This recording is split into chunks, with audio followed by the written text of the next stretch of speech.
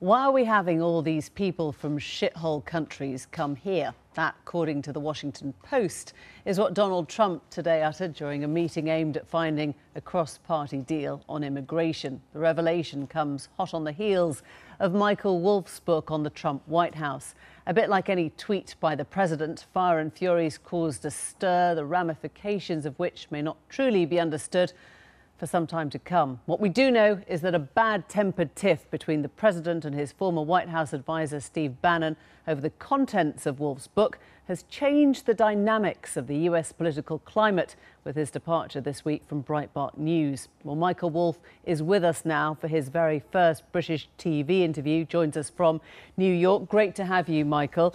Did you feel when you were writing this book, when you were putting this book together, did you feel as if you were trying to bring down the president?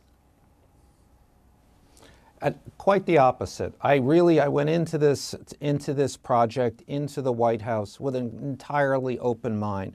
I really would have been willing to write a book about the unexpected success of Donald Trump. That, of course, is not what I found. Quite the opposite. What I found was a White House filled with the people closest to him who turned out to be the people most worried about him.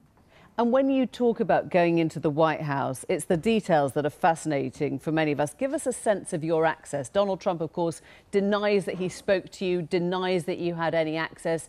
Did you have a hard pass? Did you walk into the same place every time? Did you say hello to the same people? No. Well, actually, yes.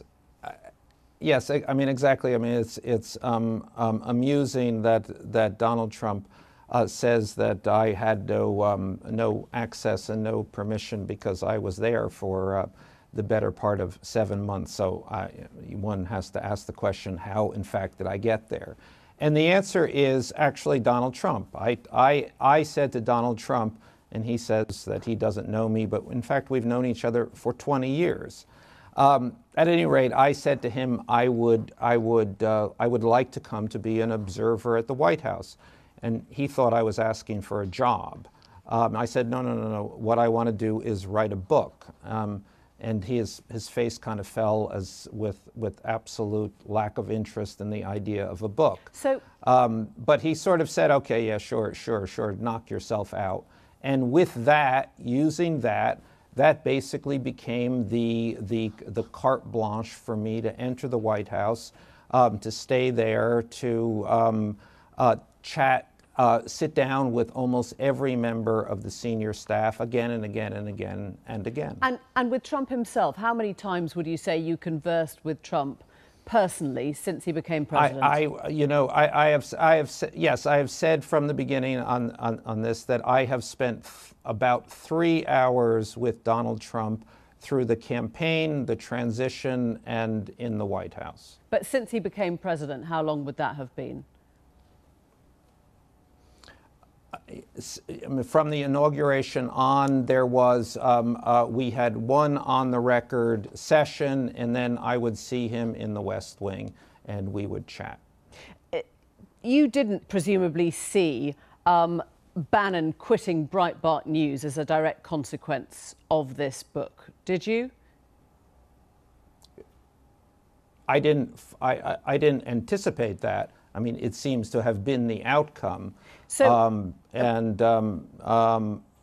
yes, question please. is, do you think then that Bannon remains a key figure on the ideological right? Will Trump be weakened or strengthened without Bannon now? Is he going to lose his base? Is he going to go softer, or does it make the whole next year of elections easier for him?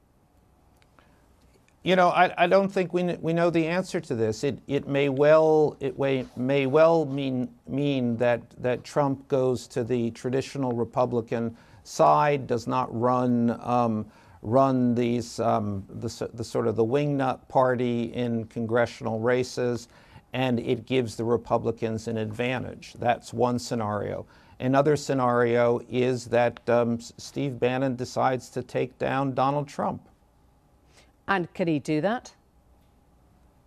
Without Breitbart, without a base? I think I don't know. I think, I mean, Steve Bannon is his title in the White House was chief strategist, and Steve is nothing if not the ultimate strategist. So I would anticipate that at this point he is thinking through his options. Okay. But I felt when he spoke to me for this book that he was making on his way to making a calculated break with the president, who honestly he seemed to regard as an idiot. I want to pick up on some of the critiques of the book. For example, that you let conflicting narratives get told, unclear whether you've been told these things firsthand, whether you've had conversations, whether they're direct quotes. Some have said it's directly out of Trump's own playbook. Why didn't you make it more rigorous? Did you ever feel let me talk a little about this book. You know, the book has become something more than a book. It has become a political event. So that means it's going to be the subject of an enormous amount of controversy. It means that a lot of people said things to me and now they find themselves as deers in the headlight. My job on this book, and I really had one goal, it was to, as I sat there day after day on a couch in the West Wing, is to bring the reader right there so that the reader could experience what I experienced. So you don't regret my job the fact was not that to it's take so down unfiltered? the president.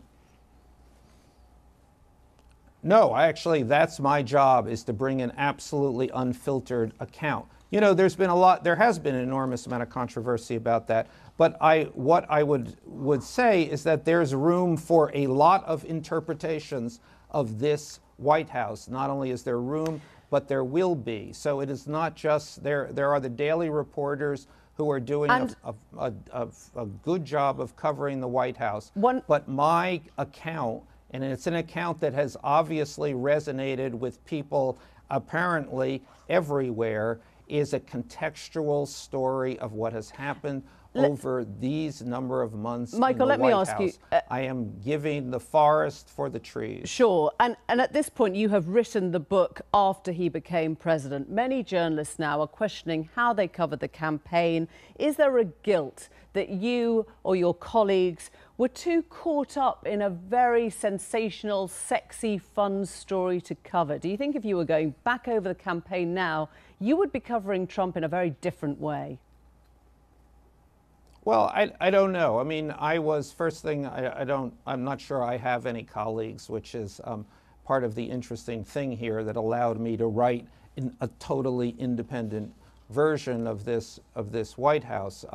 But I think from the beginning there has been a problem. No one has known how to cover Donald Trump.